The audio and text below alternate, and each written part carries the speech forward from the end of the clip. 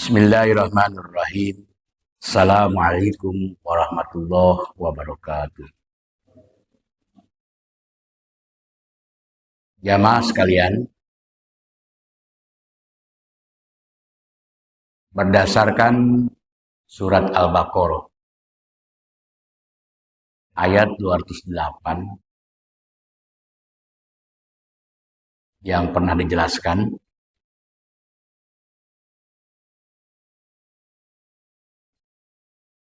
kita akan fokus kepada membahas wala tattabi'u khutuwati syaitan.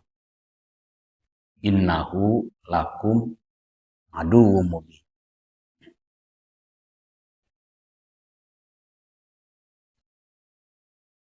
Ketika Allah menuntut kepada setiap muslim untuk udkhulu fis-silmi kafah, maka sebisa mungkin kalian harus bisa menghindari berbagai pengaruh-pengaruh yang ditimbulkan oleh setan. Sebab setan bisa menggagalkan kita dalam proses pelaksanaan syariat Islam. Banyak hal yang perlu kita ungkap.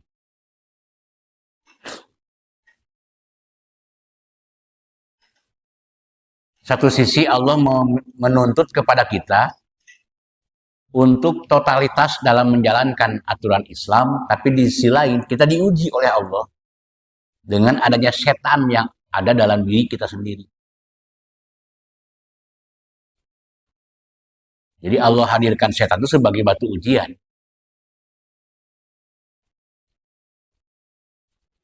Beda dengan malaikat, kalau malaikat tidak diberikan setan atau hawa nafsu. Jadi setan tidak memiliki nafsu. Makanya setan tidak ada perintah untuk total menjalankan perintah Allah. Mereka sudah ta'iin. Sudah ta'iin sama seperti alam yang lain.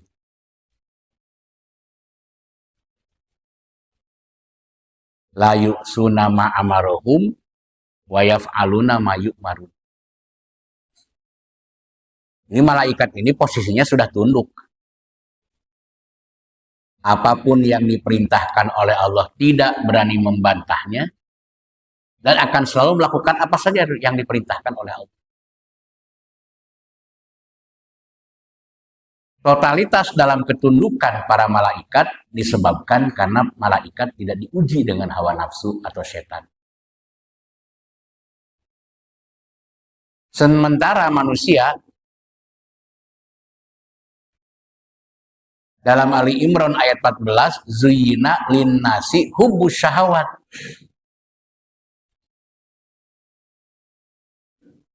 Dalam diri manusia dihiasi dorongan-dorongan syahwat. Nah, dorongan syahwat itu setan. Jadi kalau manusia itu diwarnai oleh Allah dengan setan.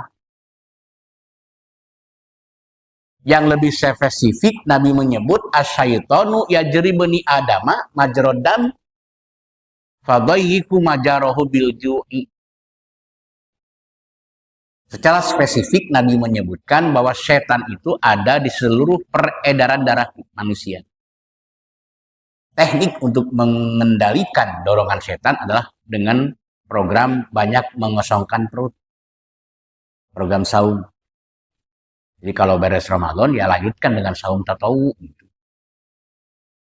Supaya setan tetap dikendalikan. Karena setiap hari kita hidup mengikuti setan sebetulnya. Kalau tanpa kendali ajaran, rusak kehidupan kita dan rusaklah kehidupan umat manusia di dunia. Itu kalau tanpa kendali ajaran.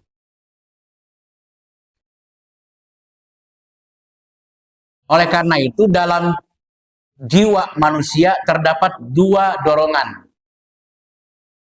Ya, terdapat dua dorongan. Innal insana lumatun lil malaikati walumatun lisyayatin. Jadi manusia itu satu sisi dipengaruhi oleh malaikat, di sisi lain dipengaruhi oleh setan. Makanya dalam jiwa kita ada tarik menarik antara mau hidup semodel malaikat atau mau hidup mengikuti kehendak setan. Itu kata Nabi ya.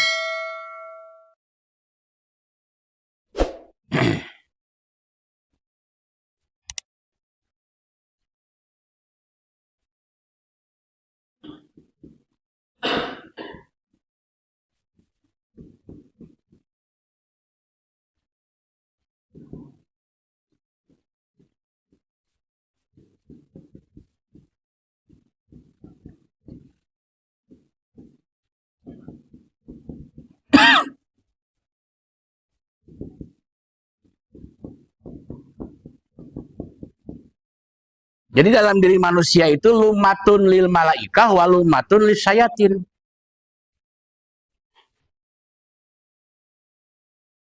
Sakapeng bener, sakapeng ngacapruk gitu. Dan eling.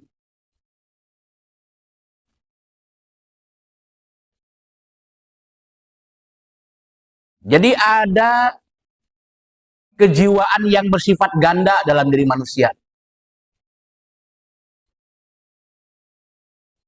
Satu sisi menampilkan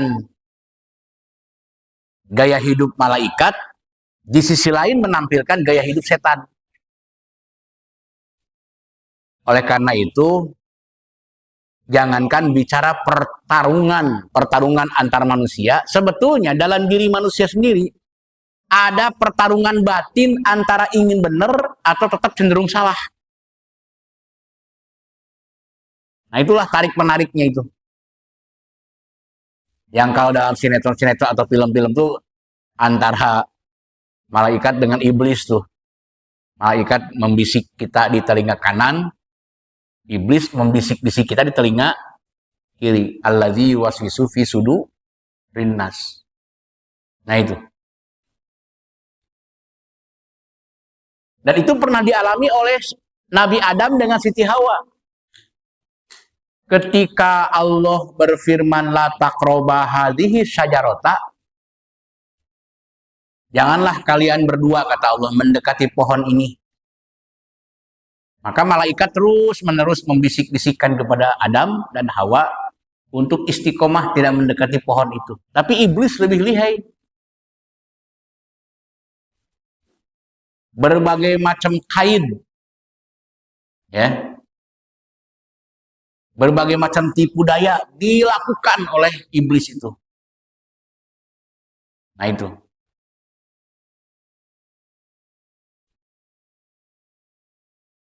Sehingga pada akhirnya dengan tipu daya iblis inilah berhasil mengelabui Nabi Adam dengan Siti Hawa yang pada akhirnya bukan lagi mendekati pohon tapi memetik dan memakannya. Inilah gambaran pengaruh dunia yang memang selalu ditawar-tawarkan oleh setan atau iblis kepada manusia. Kalau malaikat menawarkan kecenderungan kepada ajaran dan akhirat yaitu surga, kalau iblis dan setan menawarkan kenikmatan dunia yang pada akhirnya celaka di akhirat. Mending mana? Khuffatil jannah bil makarih wa khuffatin nar bisyahawat.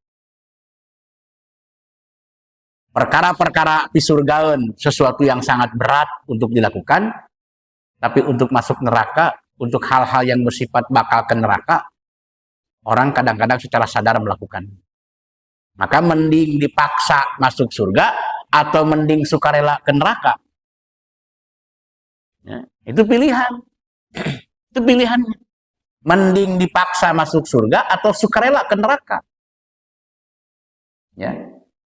Yang mending dipaksa masuk surga, dipaksa kudu ngaji, dipaksa kudu hudang peuting tahajud, dipaksa kudu saum, dipaksa kudu ngaluarkeun sawares tina harta kekayaan anak. Kan itu makarih namanya. Hal-hal yang tidak cocok, tidak sesuai dengan keinginan. Hayang ka surga, ingin masuk surga, keluarkan harta, kata Allah. Innallaha ashtara minal mu'minina anfusahum wa amwalahum bi anna lahumul jannah. Gitu. Sesungguhnya Allah telah menukarkan, melakukan suatu barter. Nih surga untuk kalian. Mana biaya untuk masuk surga ini? Maka keluarkanlah hartamu serta jiwa ragamu, korbankan untuk mendapatkan surga. Jadi bukan gratis surga itu. Ya, surga itu bukan gratis. Ada sebuah pengorbanan yang harus diberikan oleh kita. Walaupun bentuk pengorbanan bukan kepada Allah. Pada akhirnya dibagikan kepada yang berhak menerima. Khairun nas anfa'uhum linnas. Itu prinsip. Tapi wakanal insanu qaturo, cuman kan sifat manusia itu pelit. Sangat sulit manusia itu ketika diarahkan infak, maka manusia itu tidak berani mengeluarkan hartanya. Disinilah iblis dan setan berperan.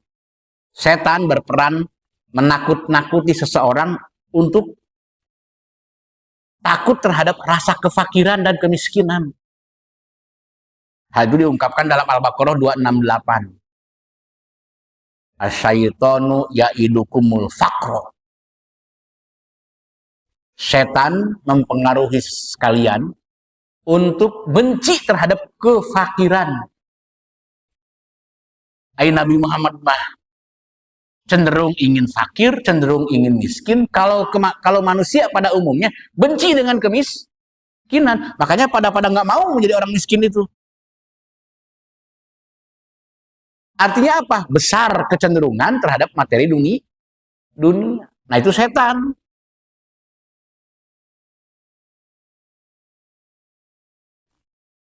Nah di sini ya,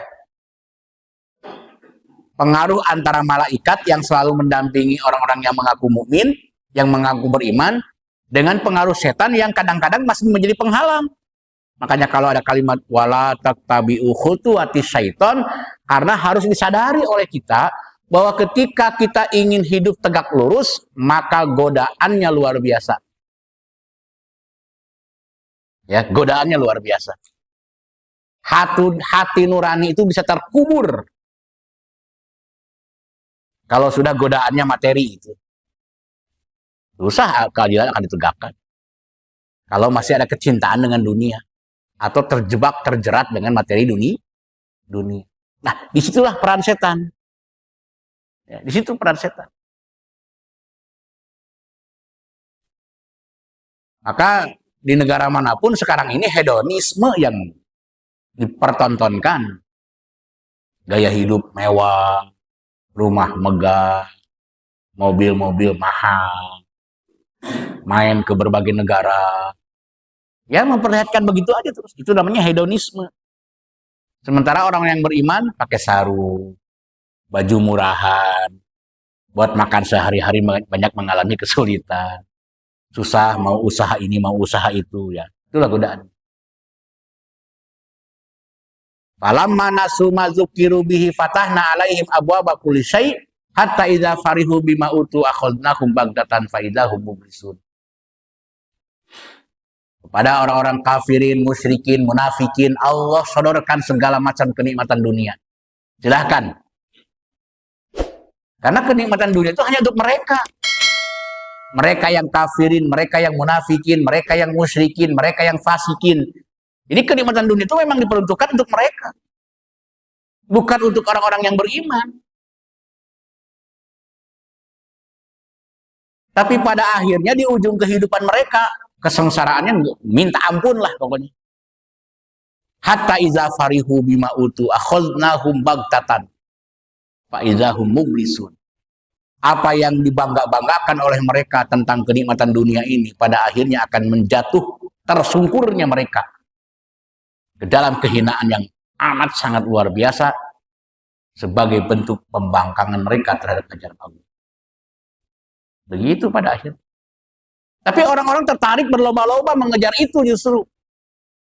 Mengejar posisi, mengejar jabatan, ingin duduk jadi menteri, ingin duduk jadi bupati, ingin duduk jadi anggota dewan, terus begitu. Ya. Keduniaan semuanya. Nah, pola hidup semacam inilah yang sekarang sedang digiring. Sehingga kekhawatiran saya adalah sesuai dengan hadis Nabi, Iza azumat umatid dunya nuziat minha haibatul Islam.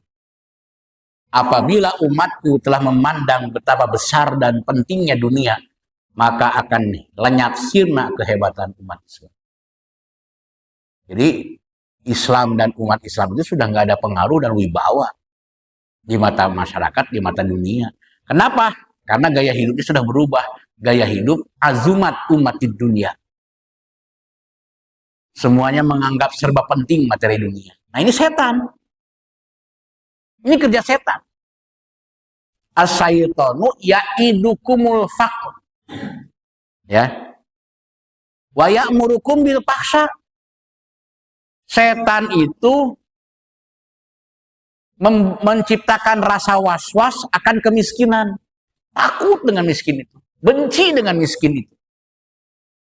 Sehingga akhirnya apa? Wa ya'murukum bil fahsya, menghalalkan segala cara. Jadi setiap tindakan-tindakan seseorang itu sudah tindakannya menghalalkan segala cara demi untuk mendapatkan uang haram dan karena tidak siap dengan kemiskinan, tidak siap dengan pola hidup sederhana, tidak siap dengan kezuhudan. Zuhud itu adalah gaya hidup sederhana, itu nggak siap. Inginnya mewah aja, punya rumah besar, ingin punya mobil yang mahal gitu kan. Nah, kalau laki-laki sudah banyak duitnya, ya ingin tambah istri, gitu, tambah simpanan. Semua udah terjerumus kalau sudah seperti itu. Itu kenapa Allah mengatakan wala tatabi'ul khutuwatis syaitan. Sebab pada akhirnya walaupun dirinya mengaku muslim, tapi kalau sudah ittiba'us syayatin dalam hidupnya, mengikuti apa yang diinginkan oleh setan, maka tata laksana hidupnya sudah menyimpang dari ajaran Islam. Bahkan ajaran Islam itu sudah dimusuhi. Ada semacam kebencian dirinya kepada syariat Islam. Lu kalau sudah terjerumus ke dalam keinginan setan begitu. Izin deh karena Islam deh, walaupun dia muslim. Ya, walaupun dia muslim, izin karena setan. Izinnya karena Islam. Nah, itulah hebatnya pengaruh setan. Yusuf ayat 53, innan nafsa la ammaratum bisu. Ya. Sebab walau bagaimanapun setan itu mempengaruhi diri kita kepada keburukan. Bukan kebaikan. Nah ini ya. Lumatun lil malaikah walumatun lis sayati. Dalam Al-Quran disebut fa'alhamaha fujuroha wa taqwaha. Jadi kalau lumatun lisayatin fa'alhamaha fujuroha, fa'alhamaha fujuroha, kalau lumatun lil malaikati wa taqwaha. Nah itu. Kalau dorongan malaikat melahirkan ketakwaan, kalau dorongan setan melahirkan pembangkangan. Jadi kalau manusia dipengaruhi oleh dorongan malaikat melahirkan ketakwaan, kalau manusia dipengaruhi oleh dorongan setan melahirkan pembangkangan, sebagaimana pembangkangan iblis kepada Allah. Kamu masuk neraka, siap. Tapi beri aku tempo, kata iblis. Ya. Qala fabima agwaitani la aqudanna lahum siratal mustaqim. Kemarin tuh, ya. Tsumma la atiyannahum min baini aydihim wa min khalfihim wa an aymanihim wa an syama'ilihim. Wa la tajidu aktsarahum syakirin. Aku akan pengaruhi, akan aku libatkan manusia hamba-hambamu. Aku pengaruhi dari berbagai penjuru, depan, belakang, samping kanan, samping kiri. Apapun caranya akan aku lakukan. Sehingga akan engkau dapatkan hamba-hambamu yang tadinya beriman menjadi kufur kepadamu. Itulah yang akan menemaniku di neraka. Dan ternyata antara orang yang beriman kepada Allah dengan yang mengikuti keinginan iblis, lebih banyak jumlahnya orang yang mengikuti keinginan iblis tadi. Sehingga jumlah di surga dengan jumlah di neraka barangkali perkiraannya adalah 30-70%. 30% penghuni surga, 70% penghuni neraka. Jadi wa qalilum min ibadiyas syakur. Sungguh sangat sedikit dan lebih kecil jumlahnya orang-orang yang mau menerima petunjuk ajaran Allah. Karena tadi iblis berperan membelok-belokkan hamba-hambanya dari jalan yang lurus. La'aqudanna lahum siratal mustaqim. Sok pikir ke urang. Tak ulah sok mungkal pengkol sing lalempeng gitu urang teh geura. Ai dilempengkeun kudu daek. Tong hese dilempengkeun. Sim kuning gak pungkal pengkol malah lempengkeun lain diantep. Ya. Karena itu peran setan. Setan itu lebih mudah dikendalikan oleh iblis. Karena memang pintu masuknya ya setan. Jadi setan yang ada dalam tubuh kita itu menjadi pintu masuk godaan iblis untuk menanamkan kecintaan yang sangat berlebihan kepada dunia, tetapi melupakan kecintaannya kepada akhirat. Ya. Banyak ayat yang menjelaskan. Pertama surat An-Nisa ayat 60. Wa yuridu syaiton ayyudillahum dolalam ba'ida. Setan menginginkan kalian itu semakin jauh tersesat dari bimbingan ajaran, bukan makin lurus. Itu yang diinginkan oleh setan. An-Nisa 38, wa may yakuni syaiton lahu qorinan fasa'a qorinan. Setan merupakan teman sehari-hari yang sangat jahat, yang mendorong kepada kejahatan dan kerusakan. Hubungan dengan Yusuf 53. Banyak Allah menjelaskan. An-Nisa 119, ya. Wa may yattakhidhi syaiton waliyan min dunillah faqad khasira khusran mubina. Barang siapa yang menempatkan setan sebagai pimpinannya, sebagai faktor yang mengendalikan hidupnya, bukan ajaran tapi setan, ya, maka dia akan terjerumus ke dalam kerugian demi kerugian dalam hidupnya. Walaupun banyak duitnya, banyak materinya, tinggi jabatannya, dia akan menemukan kerugian yang luar biasa di akhir kehidupan mereka. Pokoknya jebakan setan mah dicelakaan. Setan itu mencelakakan kita. Awalnya memang memberikan kenikmatan kepada kita, tapi ujung-ujungnya kecelakaan pokoknya nuturkeun setan. Ya. Bahkan dengan adanya pengaruh setan pula, hubungan di antara kita jadi jelek. Karena beda kelompok, lalu tidak saling menghargai, menghormati, dan tidak memuliakan. Ya, karena beda kelompok, ada orang yang ada ustadz, ada ulama, ada kiai, ajengan yang keilmuannya lebih tinggi dibanding guru-guru mereka, tetap aja tidak memberikan kemuliaan. Tidak mau dengar. Itu bahayanya setan tuh di situ. Menciptakan rasa permusuhan, rasa curiga, rasa tidak suka, itu akhirnya. Kalau sudah berkelompok-kelompok itu begitu. Makanya saya lebih cenderung mengajak umat Islam itu bersatu, bukan memecah belah menjadi berbagai golongan atau kelompok. Karena bahayanya bergolongan berkelompok itu. Ya. Camplang oge guru urang, ieu mah ada ieu mah guru di kelompok urang. Alus oge guru di batur, ada ieu mah lain kelompok urang. Tak eta bahayana berkelompok begitu. Nah, inilah setan, ya. Dalam surat Al-Maidah ayat 91. Innama yuridu syaiton ayyuki abainakumul adawah.